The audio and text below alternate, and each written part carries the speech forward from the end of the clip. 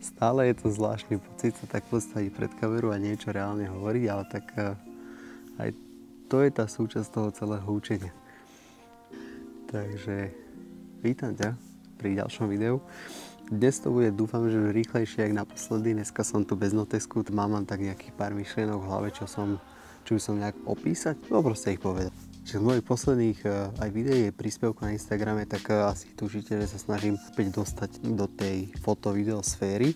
Napadla ma celkom jednoduchá, ale pekná téma, že či by človek mal robiť zadarmo. A cez týždeň som dal storku, že hľadám nejaké 2-3 auta na session, že proste dostanú fotky zadarmo. Ja si z toho urobím nejakú propagáciu, nejaké zákulisie, budem mať ďalšiu vec do portfólia. Som to tam dal a ešte v ten deň večer mi písali ten chalanisko z Trnavy, že pokiaľ by som mal záujem, že má Dodge Charger, keby by to akože sedelo do toho, čo chcem, že veľmi rád, hovorím, super. Tak sme sa dohodli, pobehali sme v Trnave 3 také malé spoty, výsledok, to si ukážeme až na konci. Ale chcel som tým povedať, že či teda človek by mal robiť nejaké takéto veci zadarmo, alebo nie. Jasné, že keď chce zarobiť, tak ideálna vec to není. Myslím si, že na začiatku, a to platí aj pre skúsenejších ľudí, ale hlavne pre tých na začiatku je super robiť niektoré takéto malé veci zadarmo, ale len teda do istej miery.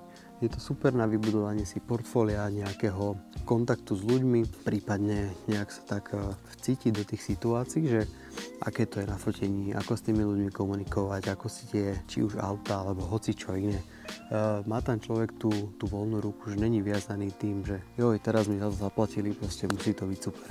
Máš tam taký nejaký malý priestor na chyby, alebo respektíve na to trénovanie toho, čo by si už teda robil pri nejakom platenom šúte. Samozrejme, treba si dať pozor, samozrejme, berte to všetko ako môj názor, môj pohľad nejaký na vec.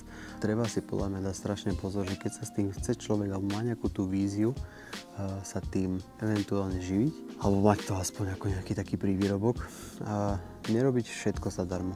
U nás je strašne ten trh taký, veľa tých ľudí není proste ochotných platiť napríklad za fotky auta. Či už na inzerát, alebo proste, že má pekné alebo upravené auto, tak nie sú ľudia proste ochotní. Ja to z jednej strany chápem, lebo není to len tak málo. Druhá vec, že proste zadarmo to ani myši nehrabu. No. Áno, občas treba robiť zadarmo, hlavne na tých začiatkoch, prípadne keď si chce človek rozšíriť portfólio, nejaký svoj vlastný projekt alebo nejakú vlastnú víziu, myšlienku, niečo. Je to super, len fakt treba si dať pozor, aby človek nesklzol do toho, že bude teraz robiť všetko zadarmo a potom ťa odporúči kamarát a ty musíte to robiť zadarmo a mne prečo už nie. Takže treba tam nájsť nejakú takúto zdravú mieru. Ozval sa mi ešte jeden chalan s tým, že mal by pre mňa robotu. Hovorím, super. Takže sme si dohodli stredko, útorok tam idem a zistím, že či nájdeme nejakú spoločnú reč a bodaj by. Dúfam, že áno, lebo sú to autá, lebo teda je to taký automotív sféra.